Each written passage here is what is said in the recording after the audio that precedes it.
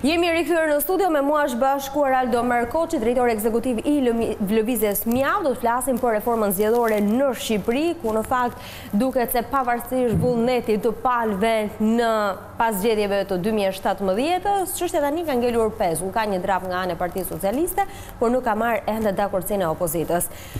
Përshëndetje dhe mirëmëngjes, shumë kënaqësi që je rikthyer në 7:05. Si shihen këto lëvizjet e palëve? Tani që kemi një datë dekretuar nga presidenti për sa i përket zgjedhjeve lokale, por nuk kemi ende një draft final për sa i përket reformës zgjedhore.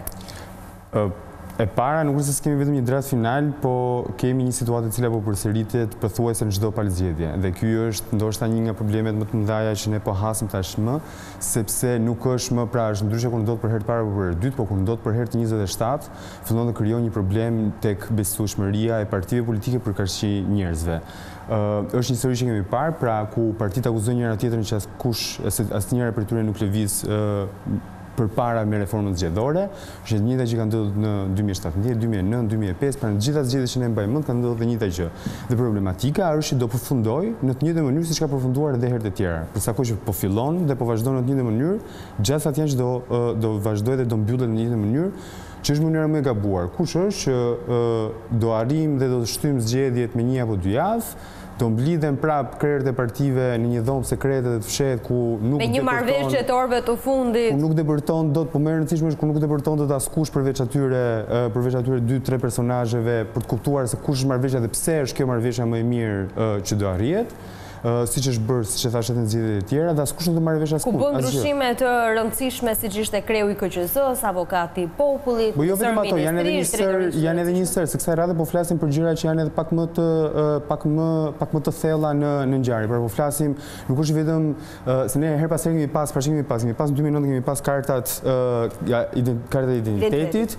Tashmë kemi zgjedhje elektronike, kemi votimin e emigrantëve, kemi reformën zgjedhore përse që do thotë që duhet ndryshoj kuadri i reformës zgjedhore, pra ka një propozim nga partitë e vogla që thonë ne nuk kemi të kënaqur me këtë sistem zgjedhor, pra duam të paktën të shkojnë në nacional, në majoritare nacional, në proporcional nacional.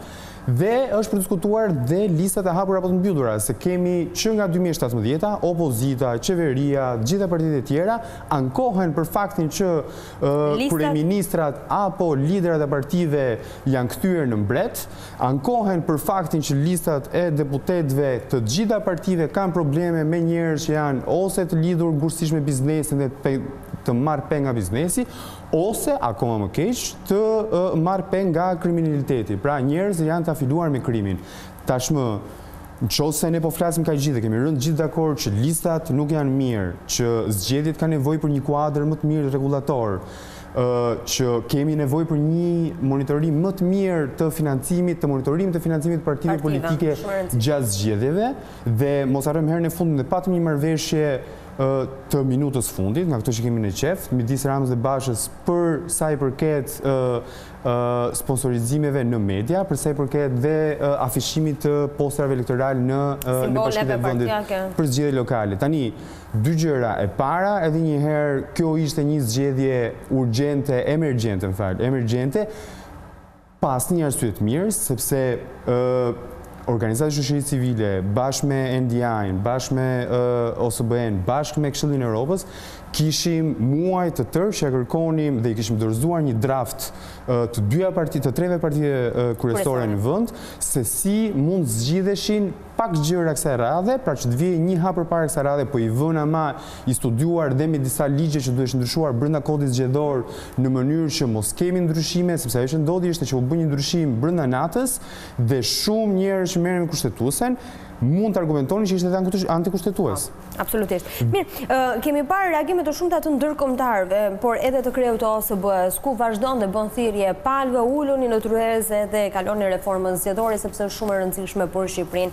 Po ndërkohë vetëm ditën e dieshme kreu i opozitës, zoti Basha, tha për çfarë na duhet ne reforma zgjedhore dhe ndryshimi i kodit zgjedhor, se dako nuk e ndryshon reforma zgjedhore. shumë, për ne po them, pra, se këto janë ca deklarata politike që është shumë e vështirë që ti marrësh dhe ti fusësh një analizë normale të diskursit, se nga një anë po flasim për reformën zgjedhore, dhe kodit zgjedhor ka që nga 2008 që nuk preket, me disa përjashtime shumë të vogla, por në thelbësinë e tij ka që nga 2008 që nuk preket. Dhe që nga 2008 neve kemi një ndryshim të mënyrës se si është, pra ne jemi më afër BE-s, kemi nevojë për institucione të reja, kemi ngritur institucione të reja, kemi nevojë për standarde të reja, ne po flasim për OGP-n, pra Shqipëria ishte pjesë e OGP-s që ishte Open Government Data Partnership, pra jemi në një standard tjetër. Ajo që ka kërkohet tashmë nga Shqipëria, nga partitë politike, ne jemi statin ku po flasim për hapjen e partive politike. Pse? Sepse sot partitë politike nuk konsiderohen më si organizata private ku kryetari i partisë apo asambleja e partisë vendos gjithçka në 12 natës para se të kalojë dhe mbyll drynin kur ti teket dhe mu ta hapi. Jo, për sa kohë që këto parti kanë, pra partitë kryesore në vend dhe janë institucione të cilat marrin pjesë në vendimarrjen e vendit, në pushtetin e vendit, nocioni i ri për partitë është duhet të jenë disa partitë të cilat duhet të jenë pjesë e atij frameworku në cilën duhet të jenë shumë të hapur ndaj publikut, pra në transparencë, jo vetëm në transparencë për të dhënë informacion, por edhe në transparencë në mënyrën se si zgjidhet hierarkia e partive, si bëhen zgjedhjet e partive, a justifikohen këto zgjedhjet e partive. Pse? Pikërisht sepse këta njerëz që dalin nga këto parti janë ato që nesër do të vendosin për këtë vend. Tani në këtë kuadër, ku nga njëra anë neve po flas neve dhe OSBE-ja dhe Bashkimi Evropian dhe gjithë partitë e tjera themi që duhet të certifikojmë jo vetëm zgjedhjet, po edhe zgjedhjet brenda partive, nga ana tjetër ne kemi dhe argumentin që themi kemi në parlament një situatë ku kemi kriminal. Tani këto dyja, edhe pse kemi një ligj dekriminalizimi i cili synonte pastrimin e politikës dhe gjithë pranojmë që kemi një parlament më të mirë se sa ai që kishim para për shkak të këtij. Patjetër, por ajo që na mungojnë mekanizmat që vihen dhe përdoren në gjitha zgjedhjet e tjera, pavarësisht se çfarë tek e ka sot kryeministri apo lideri i opozitës, sepse deklaratat e tilla, ajo që na shqetëson është që deklaratat e tilla mund ndryshojnë, pra kjo deklarata e Bashës sot nuk do të thotë asgjë. Ashtu sikurse edhe një deklaratë e Ramës sot, që mund të kishte qenë gjithashtu edhe Rama ta kishte thënë se duhet fare reforma zgjedhore, që se nuk i duhet opozitës. Ju lepertis në fakt partive politike që këtyre partive të mëdha, që ta shtyn deri në fund reformën zgjedhore dhe të arrijë një marrëveshje të mirë. Gjithmonë, dhe kjo është, pra ne po them, pra një herë më ndodhi rastësisht. 2 herë më ndodhi se kishim eksperiencën. 3 herë se kishim një, ku diun, shiu më i madh i gjitha kohërave nuk ishte parë dhe të tilla gjëra. Po 10 herë rresht ndodhe një taskem, nuk mund të vazhdosh dhe t'i thuash publikut që ne jemi të gjithë të gatshëm, po ai tjetri nuk është, se nuk mund të jenë gjithë gatshëm dhe është gjithmonë dikush një tjetër që nuk gjehet se kush. Reforma zgjedhore do ndryshonte ndonjë gjë për zgjedhjet lokale? Unë them që absolutisht që po. Absolutisht që po. Pse?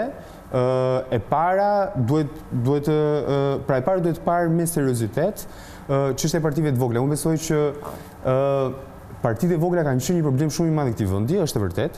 Shumë parti për atë që edhe Rama e konsideroi si tepsia, nuk është ndoshta gjëja më e largët e realitetit që ndodhet në Shqipëri. Pra fakti që të kesh një koalicion të madh me shumë parti dhe se secili prej atyre do kërkonte një çap. Ama ne besojmë që kjo gjë nuk zgjidhet, pra kjo gjë nuk zgjidhet thjesht duke përjashtuar partitë me anë të kodit elektoral, por ama kjo gjëja zgjidhet duke pasur disa mekanizma të tjera të cilat i kontrollojnë partitë, duke filluar nga financimi i partive gjatë muajit elektoral, por edhe gjatë vitit, se kemi 2 ligje të ndryshme, një që është i kodit dhe një që është i ligjit, pra një që rregullon se si financohet partia gjatë vitit dhe një që se si financohet partia gjatë muajit elektoral. Tani duhet fillojmë nga ky muaj elektoral, duhet fillojmë nga fakti që ne kemi ndoshta legjislacionin më të dobët për monitorimin e financimit të partive jo vetëm në rajon, por në të gjithë Europën. Ne i kemi sot. Pse? Sepse kemi që ne mund të bëjmë dhurime cash deri $1.000 pa deklaruar se kush është burimi. Ne nuk kemi një sistem, sot KQZ-ja nuk ka një sistem të mirë fill të auditimi. Pra, KQZ-ja bën një kod për auditusit, pa auditusit ndërkohë nga ana tjetër, siç është shumica e vendeve të botës, nuk janë të mbrojtur. Sepse në fund ditës ne jetojmë në Shqipëri dhe ne po pretendojmë sot që flasim me të gjitha zgjedhjet e shkuara, nëse keni parë, nëse partia deklaron bilancën e vet me 1.000.001 lek dhe audituesi do thotë po 1.000.001 lek. Pse? Sepse kush është ai auditues sot në Shqipëri që do shkonte kundra partive politike, kur nuk shkon do sistemi gjyqësor, si mund të shkojë dot një auditues kundra një partie. Pra kjo është gjë e dytë që duhet të limitojmë cash donations, pra donacionet në cash.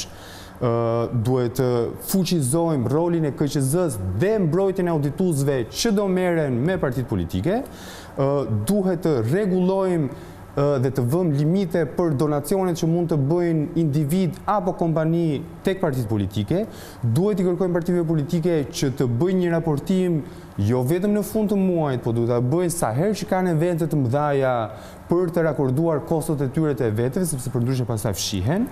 Duhet që gjithë e dim që shkojnë shumë, eventet e tyre shkojnë jashtëzakonisht shumë. Dhe ne kemi bërë këtë testin dhe bashkë kemi qenë në këtë studio ku kemi bërë një test dhe kemi thënë nga ajo që deklarojnë partitë, me ne çka kemi arritur ta dokumentojmë, jo atë që ne kemi parë, pra se ka dhe një sër rrethanash edhe për qark që janë të pakalkulueshme.